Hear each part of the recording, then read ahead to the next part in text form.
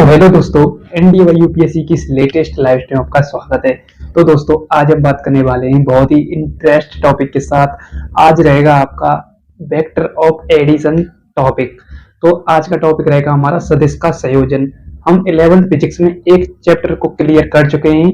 दूसरे चैप्टर में आपका चौथा लेक्चर है, उसकी बात करेंगे हम। चौथे लेक्चर में सदिश का संयोजन, वेक्टर ऑफ एडिशन, इसमें बात करेंगे हम डॉट प्रोडक्ट और क्रॉस प्रोडक्ट। वेक्टर चैप्टर की एकदम नींव है, इसी पर बेसिक टिका हुआ है। यदि आपने शुरू से लेक्चर अटेंड किए हैं तो आपको ये बेहतर से बेहतर समझ में आ जाएगा। इसमें हम बात करेंगे दो टॉपिक की। दो टॉपिक आपके खतरनाक लेवल के रहेंगे। तो सबसे पहले हेडिंग डाल लो, इंपोर्टेंट चैप्टर है।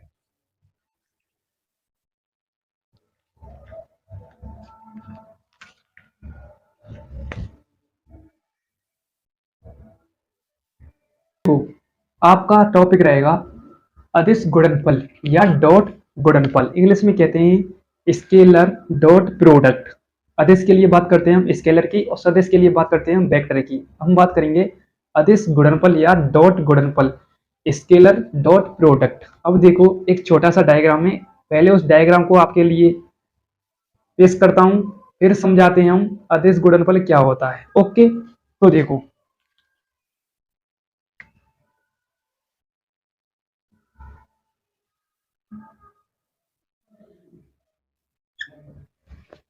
ये आपका कोई डायग्राम है। ये इसकी परपेंडिकुलर डायरेक्शन है और ये इसकी समांतर डायरेक्शन है। ये आपका हो गया एक्स अक्ष, ये हो गया आपका वाई अक्ष।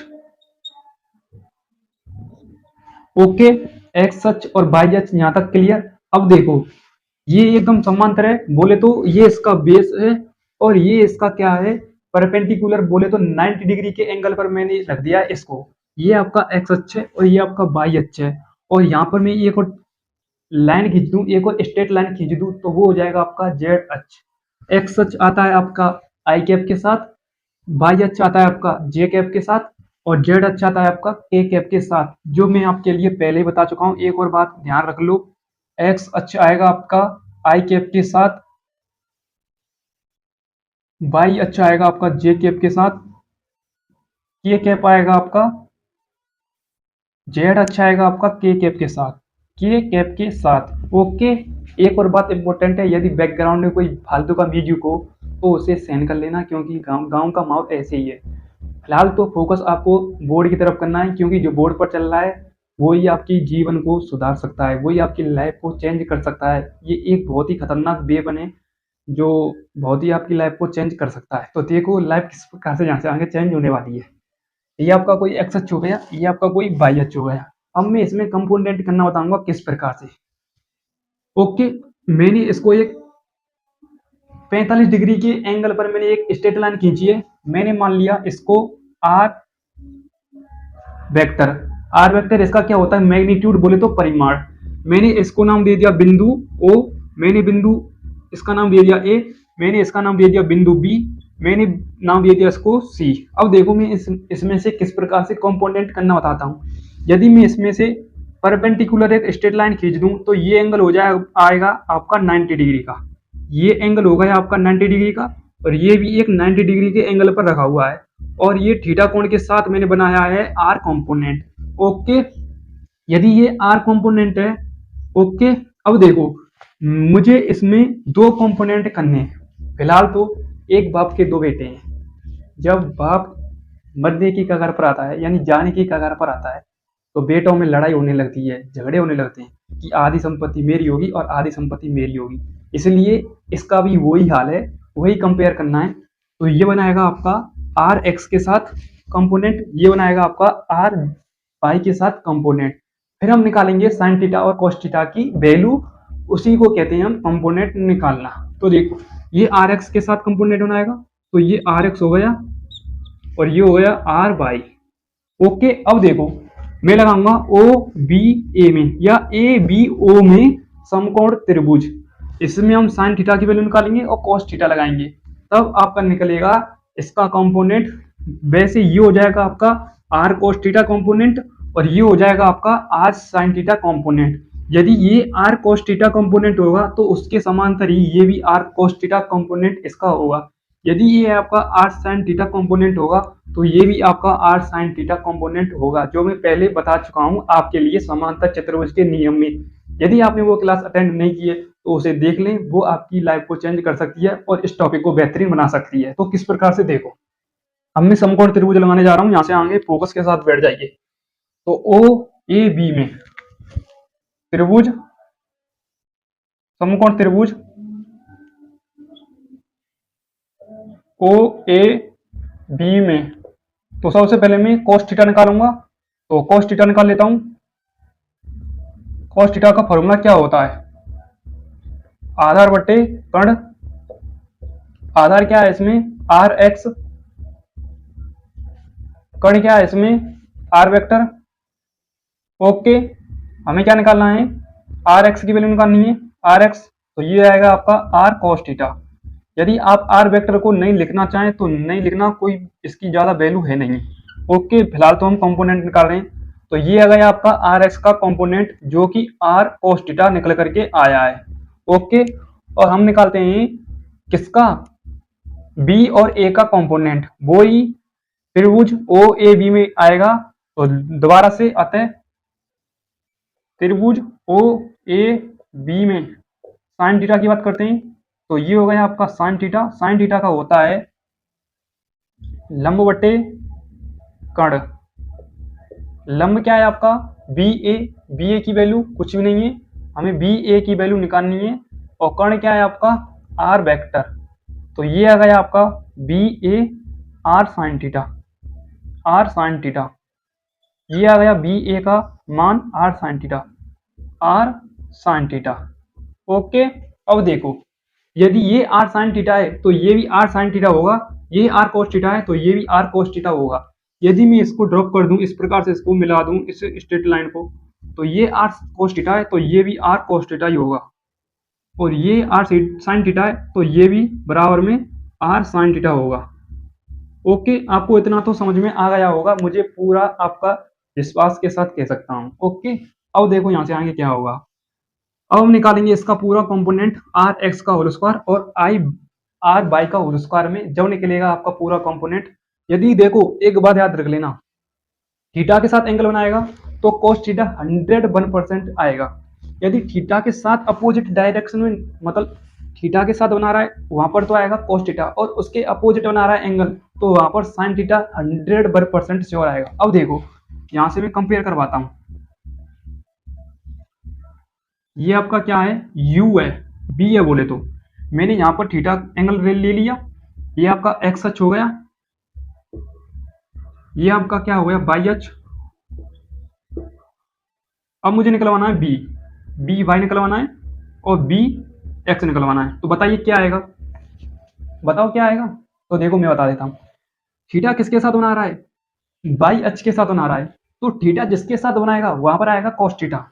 तो यहाँ आ जाएगा बी cos थीटा और यहाँ पर आ जाएगा बी sin थीटा, क्योंकि अपोजिट डायरेक्शन है, अपोजिट डायरेक्शन में sin थीटा आता है और थीटा के साथ आता है cos थीटा। ये कंपेयर करना है। यदि ये आप समझ गए तो ये समझो आपकी ये हाथों में, बिल्कुल ये हाथों में, जो समझो ये टॉपिक हाथों में आपके। ओके, वो आप पर डिपेंड करता है।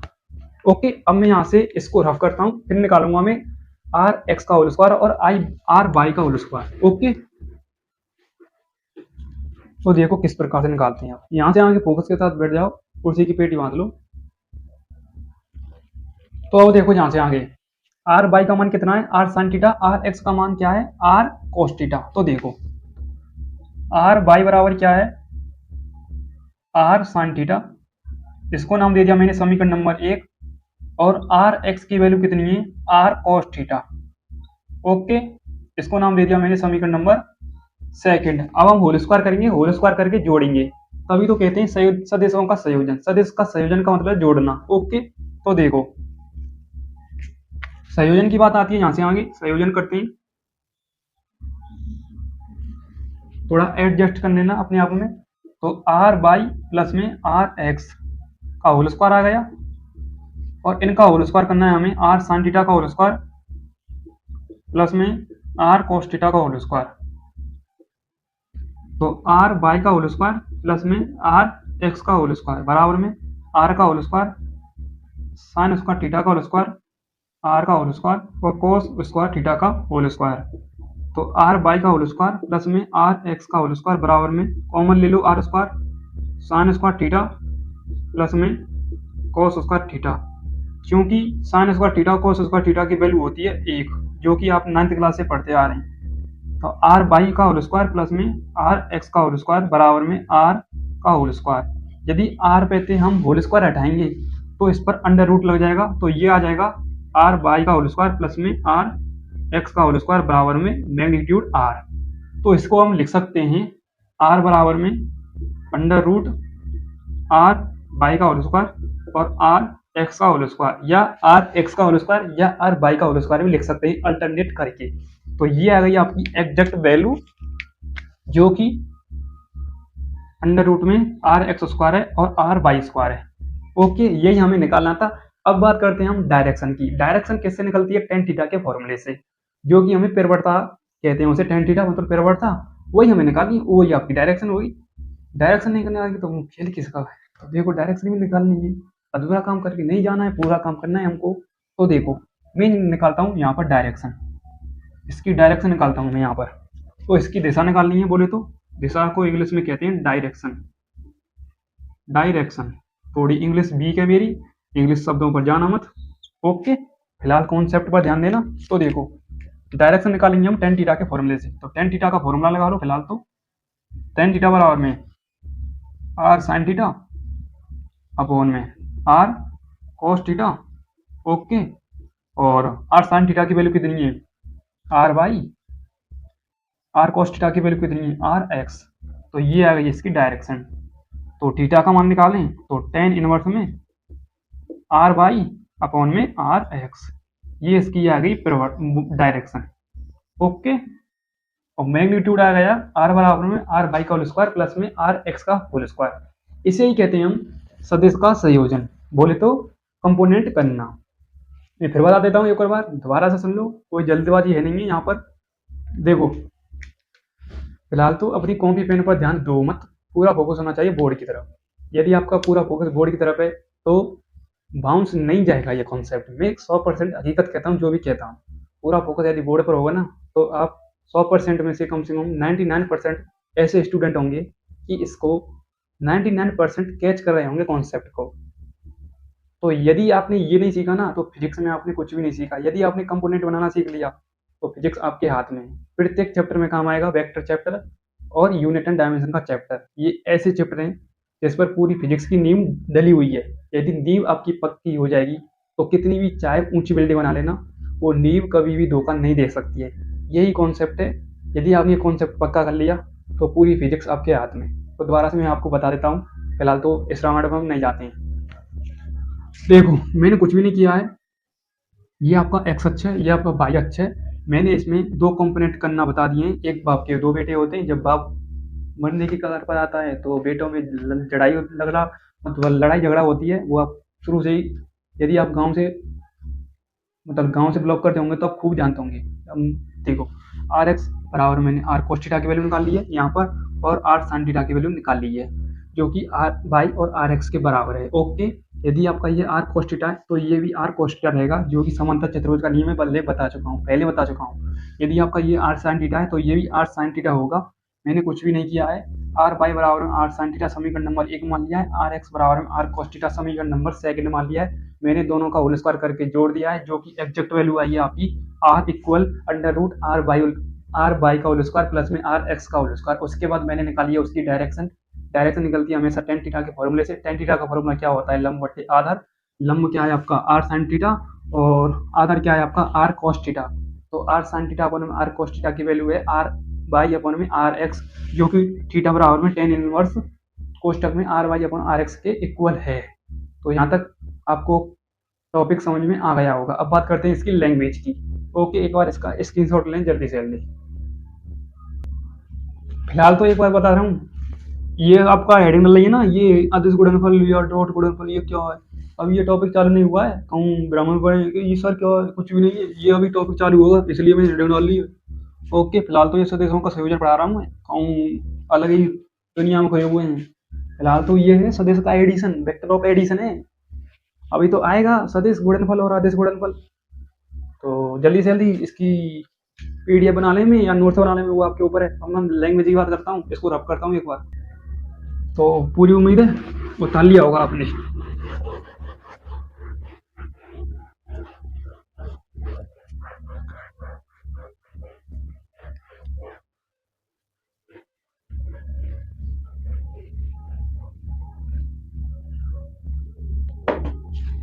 और वैसे हकीकत बताऊँ ना, तो इसकी कोई लैंग्वेज नहीं है।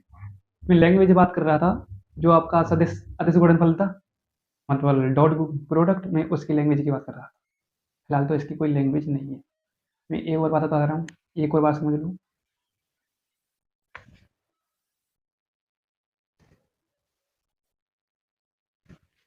ये क्या है आपका? ये कोई ग्राफ है? ये इसका एक्स अक्ष है, ये इसका क्या है, वाई अक्ष है। यदि इसकी एक और टांग हम लंबी कर देते हैं तो ये हो जाएगा आपका जेड अक्ष, जो कि हमें इससे कोई भी मतलब है नहीं। ओके, एक्स अक्ष, वाई अक्ष, यहाँ तक क्लियर। ये आपका क्या है, आर मैग्नीट्यूड। ओके, इसको मैंने दो भागों में डिवाइड कर दिया। ये क्या है, 90 डिग्री के कोण पर है। मैंने थीटा कोण बना लिया है। जिसके साथ थीटा कोण बना रहा है वो होगा आर कॉस थीटा, जिसके अपोजिट बना रहा है वो होगा आर साइन थीटा। बाईस, ये क्लियर है ना? चुटकियों में आप कर सकते हैं कंपोनेंट करना। ओके, अब मैं आपके लिए होमवर्क दे रहा हूँ। होमवर्क में आपको लिखना है और बताना है मुझे कमेंट करके। होमवर्क का सवाल,